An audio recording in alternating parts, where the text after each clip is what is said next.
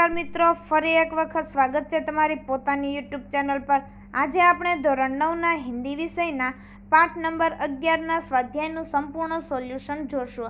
आपणी आ चेनल पर धोरण 9 ना हिंदी विषयना बधा ज पाठना स्वाध्यायना सोल्यूशनना विडियोनी लिंक डिस्क्रिप्शन बॉक्समां आपेल छे। तो जोईए आपणे प्रश्न नंबर 1। निम्नलिखित प्रश्नों के उत्तर एक एक वाक्य में उत्तर लिखिए। जो है नंबर 1, लेखक को ग्वालियर क्यों जाना पड़ा?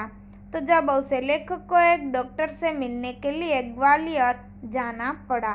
नंबर 2, लेखक के न कहने पर भी ऑटो वाला उनका इंतजार क्यों करने लगा? तो जवाब आवशे लेखक के न कहने पर भी ऑटो वाला उनका इंतजार करता रहा क्योंकि वह इन्हें होटल तक भी पहुंचाना चाहता था।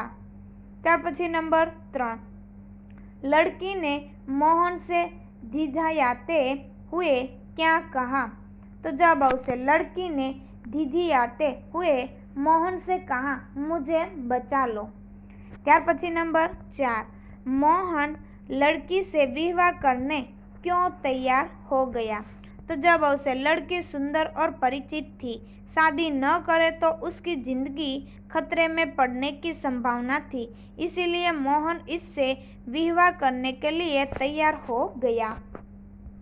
त्यार पछी नंबर 5, थानेदार की क्या विशेषता थी? तो जवाब आवशे थानेदार की यह विशेषता थी कि वह कवि भी या और उसकी कविताएं मानवीय संवेदना से भरी होती थी।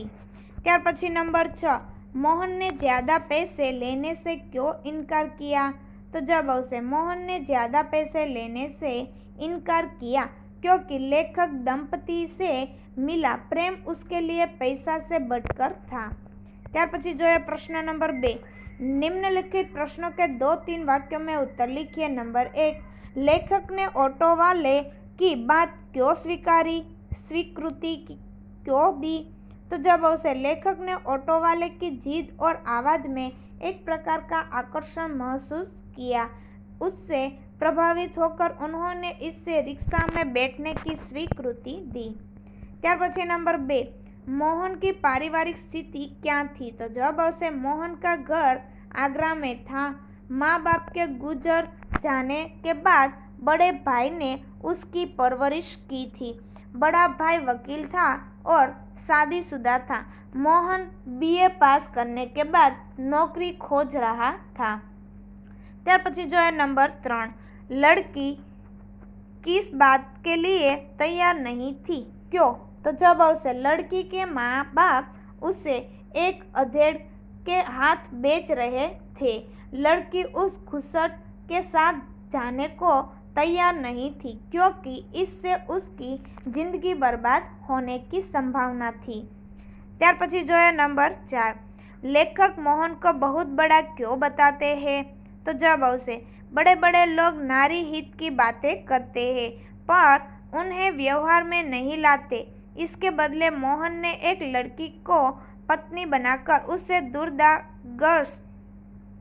दुर्दशाग्रस्त होने से बचा लिया। इसी मानवतापूर्ण साहस के कारण लेखक उसे बहुत बड़ा बताते हैं।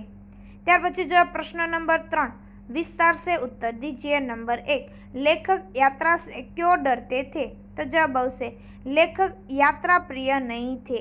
यात्रा पर निकलते समय वे सोचते कि रास्ते में न जाने कैसे कैसे लोग मिलेंगे, नए शहर के लोगों का कैसा व्यवहार होगा।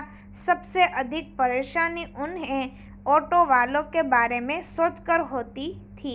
नए शहर के ऑटो वाले मनमाना किराया मांगेंगे, इन्हीं कारणों से लेखक यात्रा से डरते थे।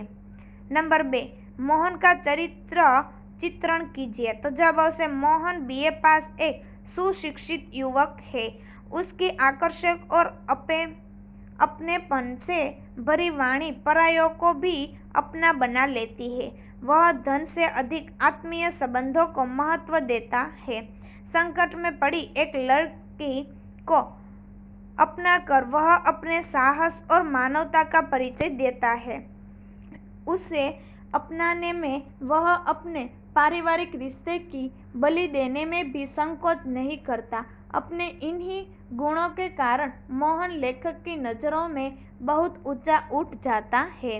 ત્યાર પછી જોઈએ આગળ નંબર 3, લેખક के साथ मोहन ने अपनापन कैसे जताया। तो जवाब આવશે मोहन ने शुरू से ही अपने प्रेमपूर्ण व्यवहार से लेखक का दिल जीत लिया था। वह लेखक को बाबूजी और उनकी पत्नी को अम्मा कहता था। स्टेशन पर विदा होते समय लेखक ने उसे 500 रुपये देने चाहे तो मोहन ने लेने से इनकार कर दिया। लेखक और उनकी पत्नी को पाकर उसे लगा जैसे उसे माँ बाप मिल गए हैं। उस सुख के सामने उसे पारिश्रमिक के जैसे लेना तुच्छ लगा। पारिश्रमिक के पैसे लेने में उसे एक तरह का परायापन महसूस हुआ। लेखक को अपना फोन नंबर देकर उसने उनसे संपर्क बनाए रखने का आग्रह किया। इस प्रकार लेखक के साथ मोहन ने अपनापन जताया। ત્યાર પછી जो प्रश्न नंबर 4, निम्नलिखित विधान किसने किससे और क्यों कहा। तो जवाब आवશે इससे विवाह करना प्रतिकर भी होगा और मानवीय भी। तो जवाब आवશે यह विधान मोहन ने थानेदार से कहा क्योंकि लड़की सुंदर और परिचित थी। नंबर 2, भाई हर क्षेत्र में कोई न कोई मसीहा दिखाई पड़ ही जाता है। तो जवाब आवશે यह विधान लेखक ने मोहन से कहा है क्योंकि थानेदार ने लड़की की शादी कराने में मदद की थी। ત્યાર પછી नंबर 3, मुझे इतना पराया न कीजिए बाबूजी। तो जवाब आवશે यह विधान मोहन ने बाबूजी से कहा है क्योंकि वे मोहन को आग्रह पर पारिश्रमिक दे रहे थे।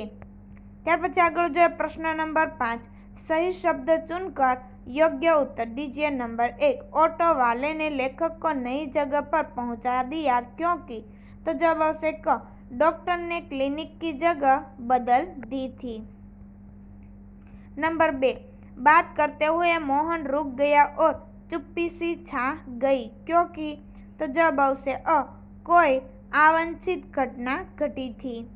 ત્યાર પછી नंबर 3, लेखक को मोहन की बात कहानी कथा सुन रहे ही ऐसी लगी क्योंकि। तो जवाब आवશે अ, लेखक सोचने लगे कि कोई थानेदार ऐसा सहज व्यवहार कर सकता है। ત્યાર પછી नंबर 4, मोहन ने ज़्यादा पैसे लेने से इनकार कर दिया क्योंकि। तो जवाब आवશે अ, मोहन चाहता था कि उसे इतना पराया न समझा जाए।